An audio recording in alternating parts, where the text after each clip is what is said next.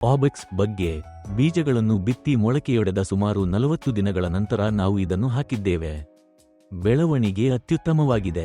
ನಿರ್ದಿಷ್ಟವಾಗಿ ಹೇಳುವುದಾದರೆ, ನಾವು ಪ್ರಸ್ತುತ ಬರ ಮತ್ತು ನೀರಿನ ಕೊರತೆಯ ಅವಧಿಯಲ್ಲಿದ್ದೇವೆ. ಇದನ್ನು ಹಾಕುವುದರಿಂದ ಬೆಳೆ ಹಚ್ಚ ಹಸಿರಿನಿಂದ ಮತ್ತು ಹುರುಪಿನಿಂದ ಇರುವುದನ್ನು ಖಚಿತಪಡಿಸುತ್ತದೆ. ಇದನ್ನು ಬಳಸುವುದು ಒಟ್ಟಾರೆ ಇಳುವರಿಗೆ ಪ್ರಯೋಜನಕಾರಿಯಾಗಿದೆ ಮತ್ತು ಇದು ಉತ್ತಮ ಕೊಯ್ಲು ತೂಕಕ್ಕೂ ಕೊಡುಗೆ ನೀಡುತ್ತದೆ. ಪ್ರತಿಯೊಬ್ಬರೂ ಇದನ್ನು ಖರೀದಿಸಲು ಮತ್ತು ಬಳಸಲು ನಾನು ಪ್ರೋತ್ಸಾಹಿಸುತ್ತೇನೆ. ಶುಭಾಶಯಗಳು. ನಾನು ನೀಲಗಿರಿ ಜಿಲ್ಲೆಯಲ್ಲಿ ವಾಸಿಸುತ್ತಿದ್ದೇನೆ ಮತ್ತು ನನ್ನ ಹೆಸರು ರಾಮಜಯಂ. ನಾನು 3 ಎಕರೆ ಭೂಮಿಯಲ್ಲಿ ಬೆಳೆಗಳನ್ನು ಬೆಳೆಸುತ್ತೇನೆ. ಇದು ನನ್ನ ಹೊಲ. ಈ ನಿರ್ದಿಷ್ಟ ಹೊಲ ಇಳಿಜಾರಾಗಿದೆ, ಆದರೆ ಅದರ ಮೇಲೆ ಇರುವ ಹೊಲ ಸಮತಟ್ಟಾಗಿದೆ. ಈ ಇಳಿಜಾರಿನ ಹೊಲದಲ್ಲಿ ನಾವು ಒಂದು ಅರ್ಧದಲ್ಲಿ ಬೀಟ್ರೂಟ್ ಮತ್ತು ಇನ್ನೊಂದು ಅರ್ಧದಲ್ಲಿ ಕ್ಯಾರೆಟ್ಗಳನ್ನು ಬೆಳೆಸಿದ್ದೇವೆ. ಈ ಕ್ಯಾರೆಟ್ಗಳು ಈಗ 70 ದಿನಗಳಷ್ಟು ಹಳೆಯವು. ಸಾಮಾನ್ಯವಾಗಿ ನಾವು ಸ್ಥಳೀಯವಾಗಿ ಸಾವಯವ ಗೊಬ್ಬರವನ್ನು ಪಡೆಯಲು ಸಾಧ್ಯವಾದರೆ ನಾವು ಅದನ್ನು ಮಣ್ಣಿಗೆ ಅನ್ವಯಿಸುತ್ತೇವೆ.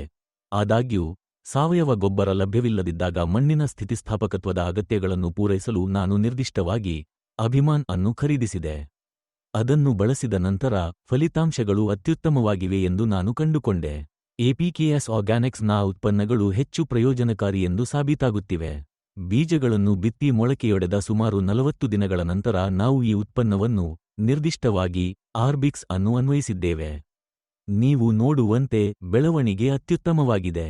ನಾವು ಆರ್ಬಿಕ್ಸ್ ಅನ್ನು ಅನ್ವಯಿಸಿದ್ದೇವೆ. ಒಮ್ಮೆ ನೋಡಿ. ಬೆಳೆ ಪ್ರಸ್ತುತ ಆರ್ಬಿಕ್ಸ್ ಅನ್ನು ಅನ್ವಯಿಸುವ ಹಂತದಲ್ಲಿದೆ. ನಾವು ಇನ್ನೂ FL77 ಅನ್ನು ಅನ್ವಯಿಸಿಲ್ಲ. ನಾನು ಹೇಳಿದಂತೆ, ನಾವು ಪ್ರಸ್ತುತ ಬರ ಮತ್ತು ನೀರಿನ ಕೊರತೆಯನ್ನು ಅನುಭವಿಸುತ್ತಿದ್ದೇವೆ. ಈ ಉತ್ಪನ್ನವನ್ನು ಅನ್ವಯಿಸುವುದರಿಂದ ಬೆಳೆ ಹಚ್ಚ ಹಸಿರಿನಿಂದ ಮತ್ತು ದೃಢವಾಗಿ ಉಳಿಯುತ್ತದೆ ಎಂದು ಖಚಿತಪಡಿಸುತ್ತದೆ.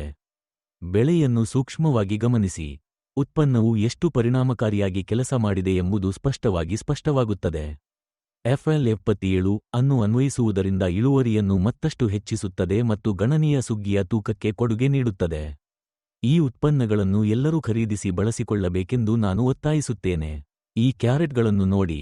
ಅಭಿಮಾನ್ ಮತ್ತು ಆರ್ಬಿಕ್ಸ್ ಅನ್ನು ಅನ್ವಯಿಸಿದ ನಂತರ ಸಂಭವಿಸಿದ ಗಮನಾರ್ಹ ಬೇರುಗಳ ಬೆಳವಣಿಗೆಯನ್ನು ಗಮನಿಸಿ.